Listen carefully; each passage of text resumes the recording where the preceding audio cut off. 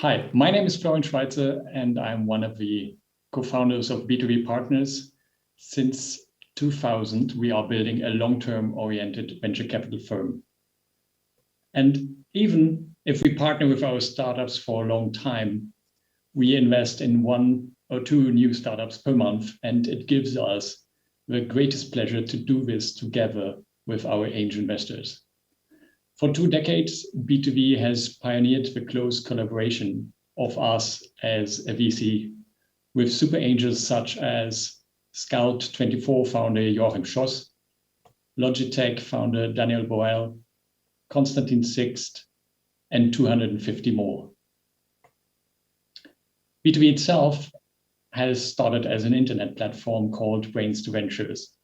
We have witnessed the bursting of the .com bubble, then briefed the Web 2.0 with our investments in Xing, Facebook, and many others. And we know that the only constant of our time is accelerating change.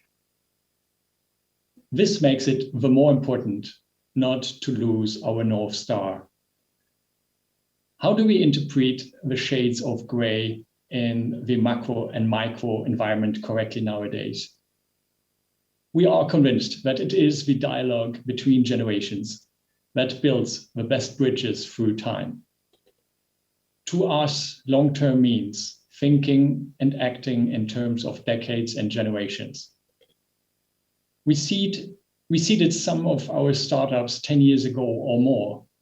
Many of them have become multi-billion euro companies.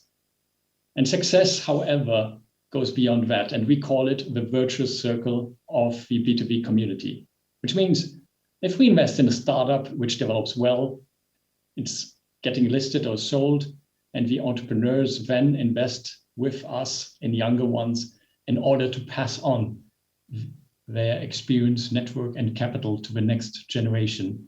That is the ultimate success to us. A good example of that B2B virtuous circle is the following. Joachim Schoss one day put me in contact with Iyad Madish, the founder of ResearchGate, who then becomes part of the B2B community. Iyad one day then introduces me to the founder of Data Artisans, whose technology he had used, and we become the seed investor. Some years later, Data Artisan gets sold to Alibaba, the Chinese tech giant, and Kostas becomes an angel himself. Jointly then, we invest in Georgios, who leads the AI-driven company Bear Square, and that's how we end up being the first VC investing in Thessaloniki. Allow me a rhetoric question. Are we accountable to future generations? Of course we are, and the next 20 years will be decisive to our species. It will take both behavioral changes from each of us and technology startups.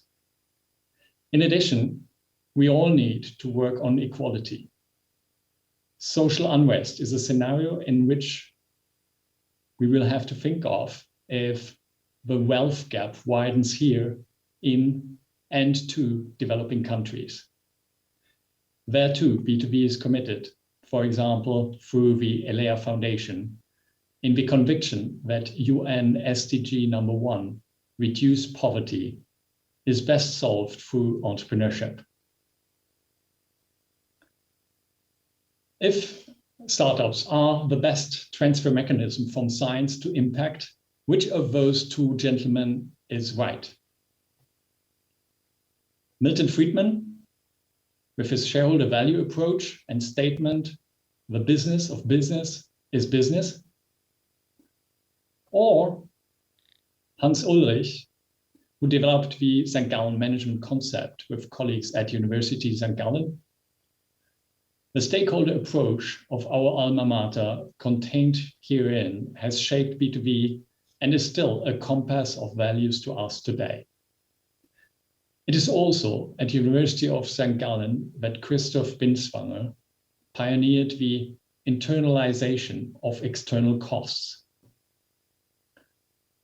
A world market price for CO2 and other resources that include the damage of consumption to be repaired is not fair.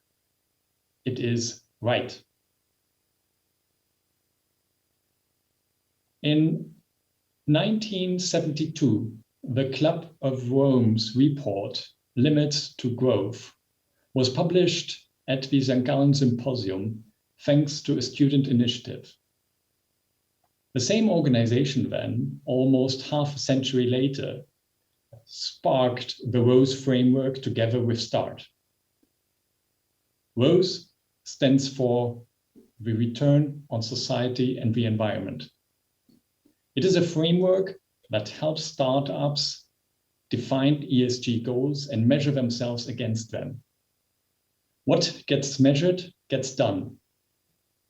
We also use this for ourselves, even if it is painful at times. But the pain turns into joy when our own work as VC is multiplied by outstanding entrepreneurs who build great companies. Of the more than 100 B2B startups, I'll pick 2 as examples. Sum up. Go to their website and look for something about the founders in the About page. You won't find anything there. They are so powerful that they put their customers in front. SumUp's heroes are over 3 million small and nano merchants, the everyday heroes. SumUp is on its way to becoming one of the largest fintech companies in the world. Not only do they put themselves unconditionally at the service of their customers, they go one step further.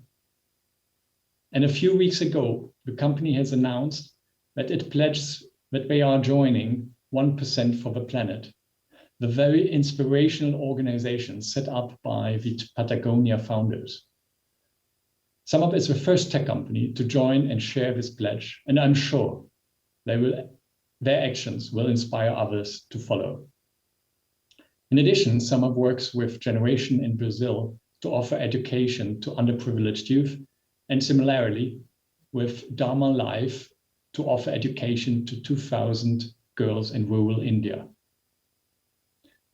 The second company I'm introducing here is Armed Angels. Almost 15 years ago, we invested in 2 students, Anton and Martin. We invested in them and their vision to build a sustainable fashion brand. Organic and fair trade. Organic from the yarn on and fair with the farmers and suppliers up the entire value chain. To create this foundation has been incredible hard work lasting for over a decade.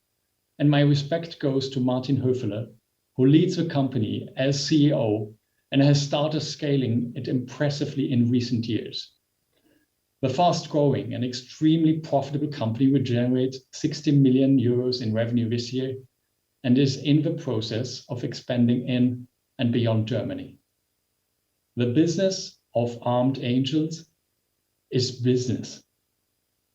Yes, you're right in this case, Mr. Friedman, and how great these sustainability companies become unicorns now. And by the way, if you haven't organized all Christmas presents yet, you'll find great inspiration at armedangels.com, and you will even do good with it.